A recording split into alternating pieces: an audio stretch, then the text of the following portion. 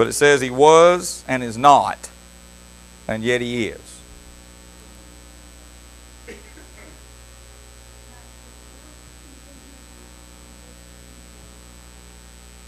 You're ahead of him.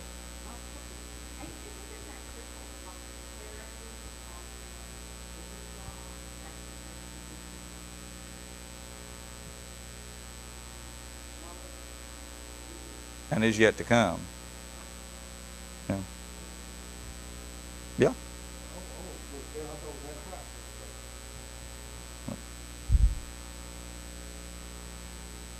And there are 7 kings, 5 are fallen, 1 is, the other is not, yet to come.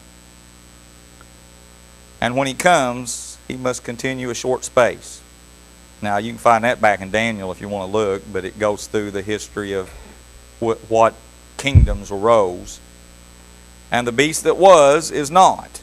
Even he is the 8th, and is of the 7, and going into perdition. So, of all that sounds so confusing, that all sounds real confusing in those verses, right? So all you got is you've got the kingdoms in Daniel. Turn to Daniel, chat. Well, if I start that, we'll be back there the whole time, because that'll mess me all up.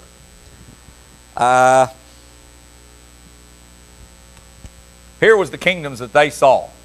Okay? Egypt. And then, what, Assyria? I don't know, I'm trying to see. Yeah, and then Babylon. Assyria, Babylon, then the Greeks. So there's your 4. And then the Romans were right after that. I forgot the Persians. I knew I forgot one. Ain't that a shame?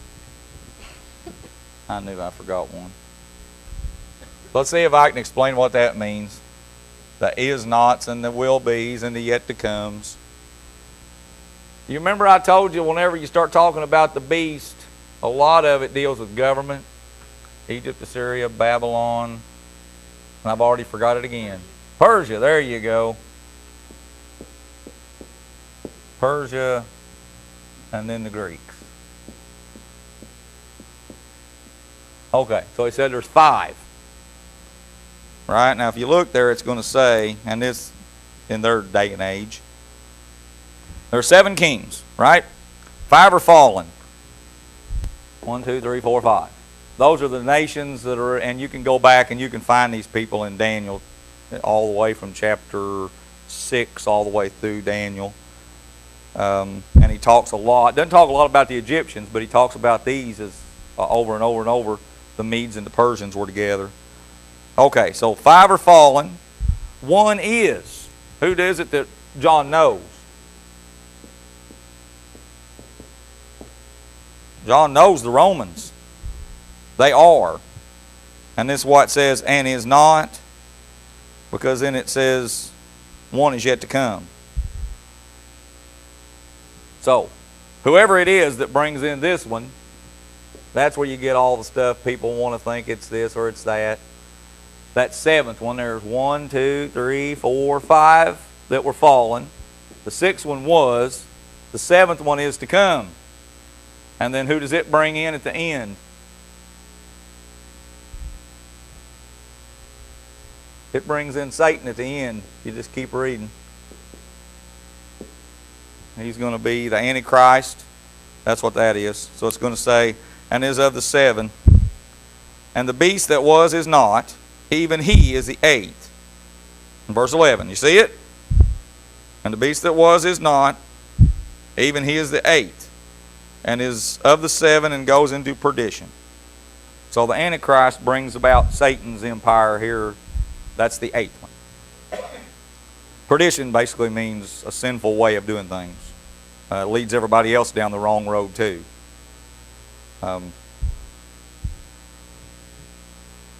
gets kind of complicated, I guess. You want to get too deep into it.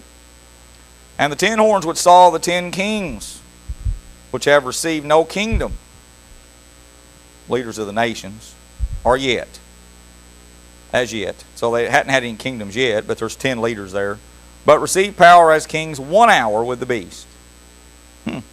These have one mind, and shall give their power and their strength unto the beast.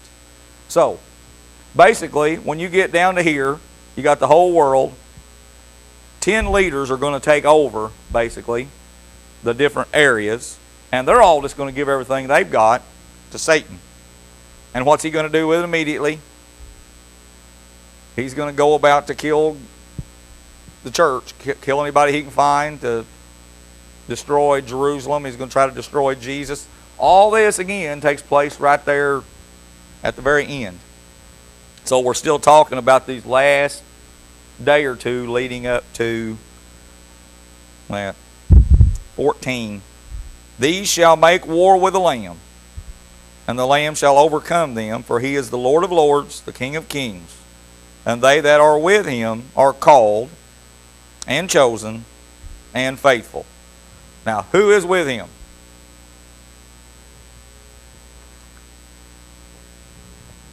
Us.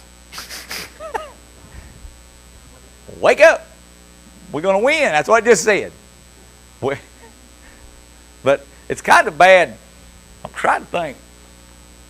Whenever I was a freshman, we got second in the state in basketball. And we won all these games. Well, our freshman JV team was undefeated. We got to go to the Final Four. Well, in the Final Four, we're sitting there and we played, ain't that a shame? I can't think of the name of the team. But I forgot who but I got to sit on the end of the bench because the 7 of us that played JV pretty much all the time, we were undefeated. So we're sitting, we just sat at the end of the bench. And buddy, whenever we won that Final Four game, we jumped up and down and yelled the same as everybody else. We didn't shoot a shot, never got on the floor. We sat over there and said, go get them. Boy, now we're looking good. You know what? That's kind of what this battle is going to be. The Lord is who overcomes. We're just going to sit on the end of the bench and watch and go, that's us. That's our team. You know, go Bears. That's what we all said. You know, did you see that? You know. So that's kind of what this is. We're going to be sitting on the end of the bench with a winning team. Maybe nobody understood what I'm saying, but that's us. I just want you to know we're not going to be involved in some big battle. I keep trying to point that out because that's not the way the TV makes it out to be. And he said unto me, the waters which thou sawest, where the horse sits, and the people and the multitudes and the nations and the tongues. That's those waters. It's basically, it means the whole earth. Every tongue, every nation, every multitude, every community. The whole earth's going to be represented in this pagan thing. And the 10 horns which thou sawest upon the beast, these shall hate the whore, and shall make her desolate and naked, and shall eat her flesh, and burn her with fire. Hold it now. Woo, boy, it flipped here on us. Now right here's the flip in this deal. Here's where the whole story jumps. Now here we are at the end. We've got Satan, the Antichrist is in charge. Satan's leading him. The whole world's following this false prophet, right? The false religion. All this pagan stuff. But at the very end, Satan's going to turn on that. He's going to turn on even the pagans. Why would he do that? It's even more than that, though. What ultimately is it that Satan wants? The power. He wants to be God, right? And he can't even control these crazy people. Ponder on that. God's had all this time that he's put up with them, and Satan has this one little old spot in time and he can't put up with them. He's going to turn on them. And he's going to kill the very thing that was against God that should be helping him. You realize how long-suffering God is, that for all this timeline, God's been putting up with that? And Satan can't put up with them that long. If you're not going to worship me, I'll kill you. That's really what this says. So ultimately, people think they're having fun whenever they're doing stuff that's against God. They're making Satan happy, and in the end, he'll still turn on you too. Anybody ever? Boy, I ain't gonna say that because that'll come out wrong. I'll end up in a whole other conversation.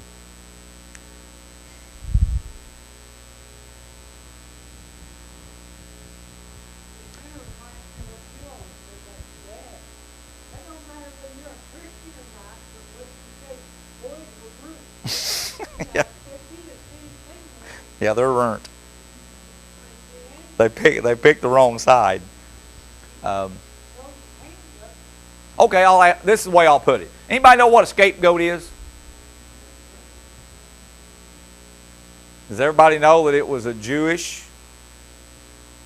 Most people don't even realize what one is. They hear it and it means somebody who gets blamed, right? It's not what a scapegoat is.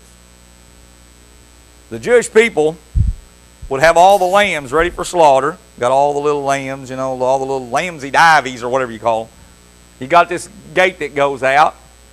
And then when you come up to where they did the slaughter, they would have one gate here. Lambs will follow a goat anywhere. Did you know that? They put a goat in there, and the goat's trained to walk through and go out the gate. The lambs all follow the goat in. When the goat goes out the gate, they close the gate, and slaughter the lambs. A scapegoat is what leads the innocent to death. Now, does anybody know what a scapegoat was? That's what a scapegoat is. It's not, the Jewish scapegoat actually comes from that, because they actually had a gate. And when the goat got there, he would just step through the gate, and they would close that gate and the gate behind the sheep. And the sheep are ready for slaughter.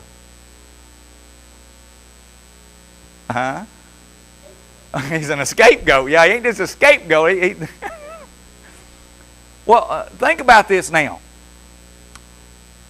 Satan is going to lead people through all time. First, that's really what the church thinks. It's this church. Boy, I hate to use that term.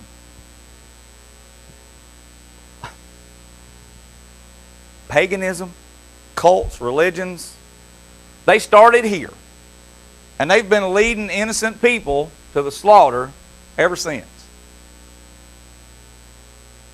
That's really what happens. And they think that somewhere along the line, and even the Antichrist and the false prophet, these are not dumb people. They think that somewhere along the line, they're going to step out, and Satan's going to take care of what's behind them. And what ultimately happens? He's the one who steps out.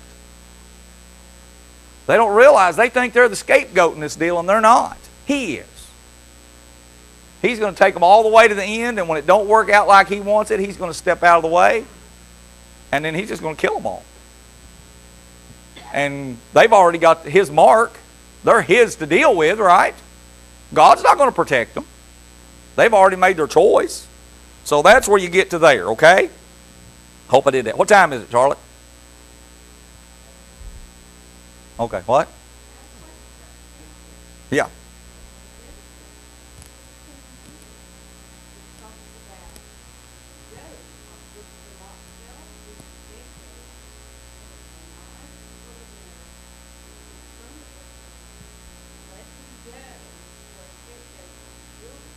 Yep.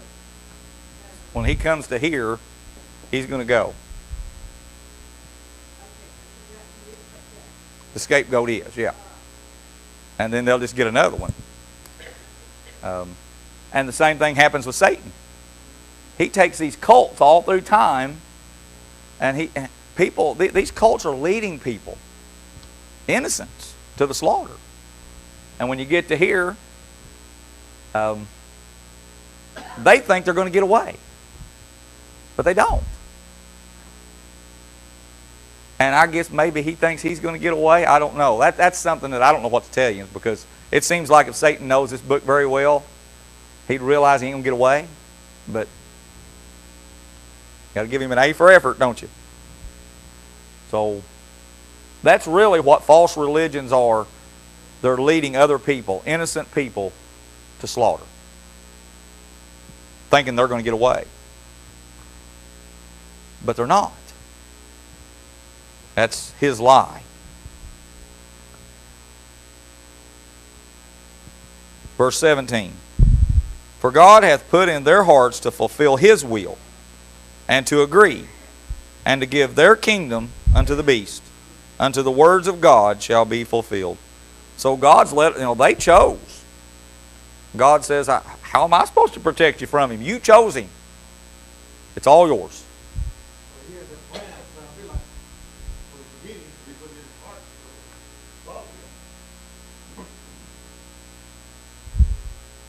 And the woman which thou sawest is that great city, which reigns over the kings of the earth. Is that Jerusalem? Is it Rome? Is it talking about Babylon back there? I don't know. So some people tell you it's talking about New York City. I don't know. So I have heard preachers say that it's talking about New York City because that's where the center of all commerce in the world will end up. So, but is it talking about Babylon back then? Is it talking about Jerusalem when they killed Jesus? Is it talking about Rome at that point in time, or Rome in the future? Is it talking about, it could be talking about a lot of things. I don't know. I'm trying not to speculate.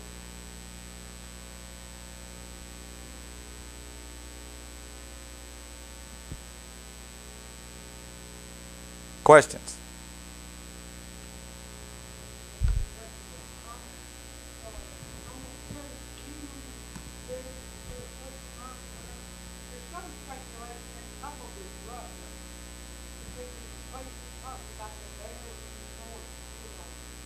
Where is that place where it talks about that?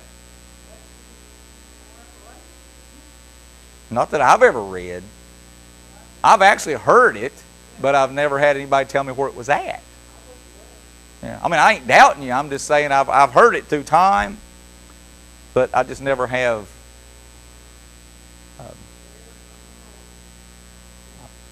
I mean, it may be there. There's also the talk about the eagle. No. You know what the symbol of the Roman Empire was? The eagle. You know what the symbol of the Nazi Empire was? The Germans? The eagle. Eagles have been all through history, so I don't know, I think maybe the only thing that bothers me about the way people interpret Revelation is they think the day and age that they live is all there is. We think everything revolves around us. We're these great Americans. God better get himself in order and make sure that his Bible revolves around us, by golly. And it ain't really that way. God really is not a respecter of persons. And he sure ain't a respecter of governments.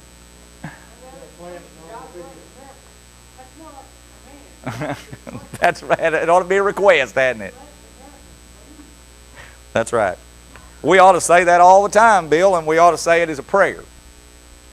But yes, some people almost use it as a command, It gets real confusing. I know it does. And I can't tell you that it don't confuse me. Oh.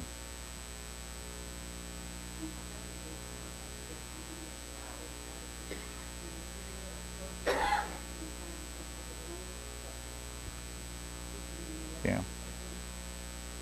Yeah, and if you go back into Daniel, it's gonna talk about bears. It's also going to talk about lions, and it's going to talk about. I'm trying to think of what all's there. I can't even remember now.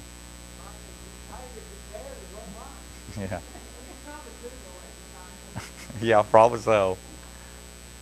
But yeah, does nobody remember that whenever the Nazis would march down the street goose stepping, they would have eagles? Those big iron eagles on the flags. They had the swastika and the two big iron eagles above it. And they got that from the Roman Empire. That's why they called it the Third Reich, the third rise of the Roman Empire. And so they were trying to be the Romans again.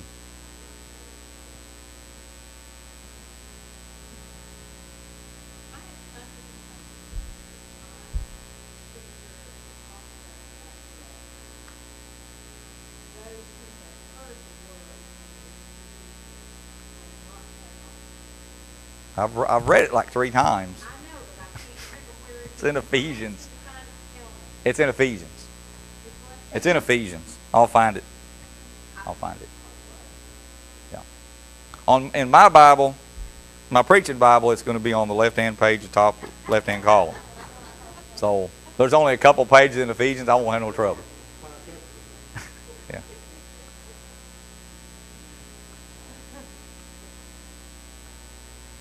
Actually, I think it's in Thessalonians too. It just says it in different words. Now, Larry, here in a couple weeks, you got to tell Brenda to make sure she's here, because we're about to get to the part that me and her had a long discussion about when we started. And I told her, I said, you're 6 months ahead of me, Brenda. But maybe not next week, but the following week, we'll be there. So she'll have to be here for sure, because we're going to talk about who's actually going to be here for the... We're going to talk about the political system, about this more, next week. And then the following week, we get into the actual end things.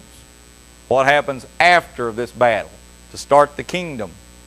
Who's going to be here, who's not going to be here, who's going to be having kids and not having kids, and all that kind of stuff. So, you think it's confusing now?